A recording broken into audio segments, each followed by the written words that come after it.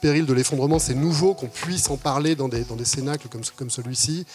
C'est important, je pense, qu'on ait un diagnostic pessimiste.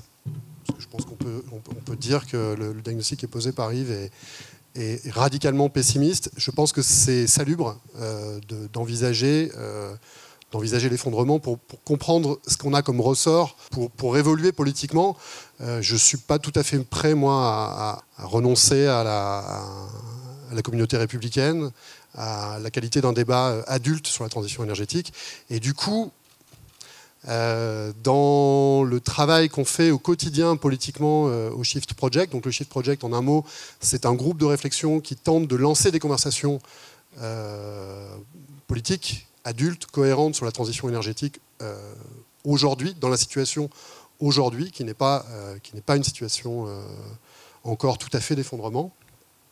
Et alors, moi, je voulais vous livrer une petite réflexion d'apprenti, d'artisan lobbyiste dans le contexte des Gilets jaunes.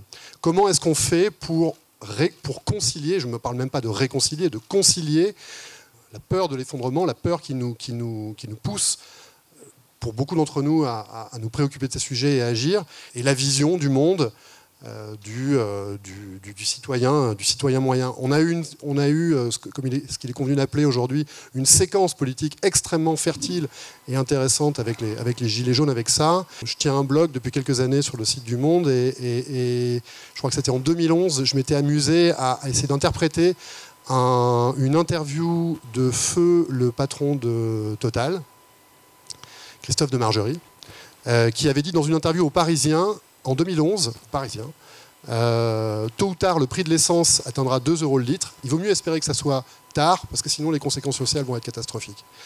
Et mon compère, Jean-Marc Jancovici, qui préside le Shift Project, lui avait écrit un papier qui s'appelait Marine Le Pen, enfant du carbone. Qu'est-ce qu'on voulait dire par là? C'est qu'on a habitué... On a développé l'urbanisme depuis une trentaine d'années. On a habitué la société à cette abondance énergétique dont les tentatives de perpétuation reviennent pour nous à se dire que c'est une excellente idée de scier sur la branche sur laquelle on est assis. Bref, je reviens aux Gilets jaunes. Qu'il y ait une aussi forte tension sociale qui se cristallise précisément, non pas sur le pouvoir d'achat en général, mais d'abord sur l'énergie qui nous permet tout le reste. On a essayé de se dire, tiens, comment est-ce qu'on pourrait profiter de cette occasion pour réconcilier ce que les journalistes ont immédiatement identifié comme l'opposition entre la fin du mois et la fin du monde. Vous nous dites, il faut une taxe carbone, les gens se préoccupent du pouvoir d'achat. C'est en dehors de publics éclairés comme celui-ci, c'est la vision du citoyen moyen. Moi, je veux bien. J'ai jamais entendu un gilet jaune me dire « je m'en fous du climat ». C'est juste pas mon sujet. C'est juste pas mon sujet immédiat. Voilà. Il y a 2 ans, le Shift Project a conduit une étude, un travail de modélisation sur comment est-ce qu'on peut faire pour proposer des alternatives à la bagnole individuelle, y compris là où elle est réputée indétrônable, c'est-à-dire en grande périphérie urbaine. Notre point de départ a été précisément politique au départ. On s'est dit, tiens, c'est intéressant, la meilleure approximation, le meilleur proxy du vote extrême, et en particulier du vote para-néofasciste, c'est la distance domicile-travail. La potentialité qu'on a pu dessiner, c'est qu'en fait, avec une stratégie d'investissement cohérente, systématique dans toutes les alternatives à la bagnole individuelle, y compris en grande périphérie urbaine, avec des investissements qui sont très limités par rapport au pognon qu'on a pu mettre dans l'autoroute, par exemple, à une époque où la croissance française n'était pas ce qu'elle est aujourd'hui. Donc avec des investissements limités, pour donner un ordre de grandeur, de l'ordre de 3 à 4 milliards de capex, d'investissement dans le développement de pistes cyclables, d'endroits pour faire du covoiturage, pour soutenir le train également, pour faire des lignes de bus express, avec 3-4 milliards par an, avec des investissements qui permettent de faire beaucoup de choses déjà dans le périurbain, versus des OPEX, des frais de fonctionnement de la route dans le périurbain qui avoisine les 60 milliards, donc 3 milliards d'un côté, 60 milliards par an de l'autre. Vous permettez aux gens, potentiellement de réduire leur budget de mobilité de plusieurs centaines d'euros par an.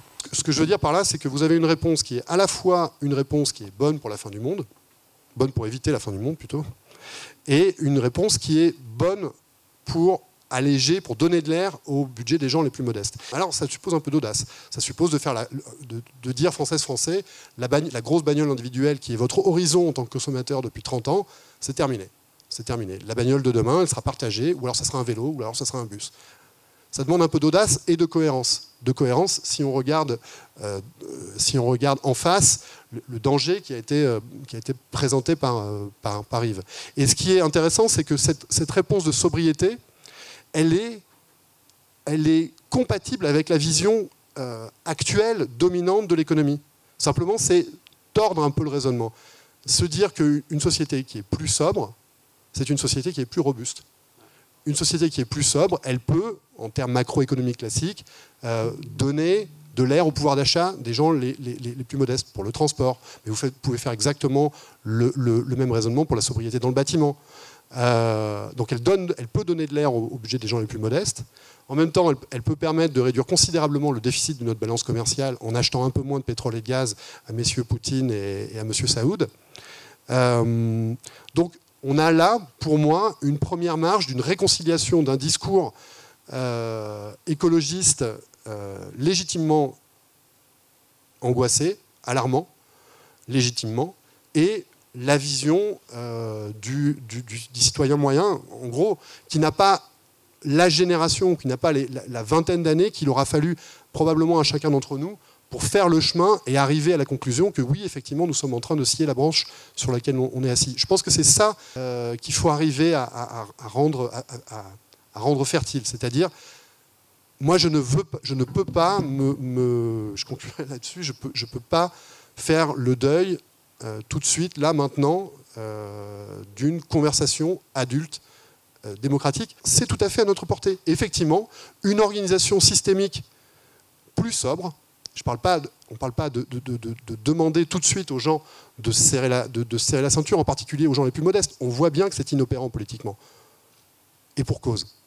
Mais par contre, une organisation systémique de nos grands systèmes techniques qui nous permettent de bouffer, de nous déplacer de manière beaucoup plus sobre, une organisation systémique beaucoup plus sobre, moyennant un peu d'audace et quelques changements profonds effectivement dans nos modes de consommation, c'est possible, c'est désirable.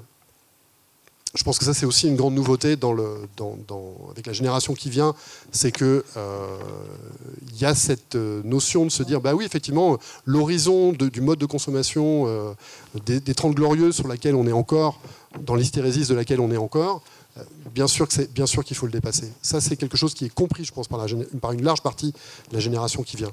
Donc il faut arriver à fertiliser ça, et puis réconcilier ça avec l'idée qu'effectivement, une organisation plus sobre, c'est systémique, c'est pouvoir continuer à se déplacer, pouvoir continuer à manger sainement et rendre la société au global beaucoup plus robuste face aux chocs qui nous pendonnaient.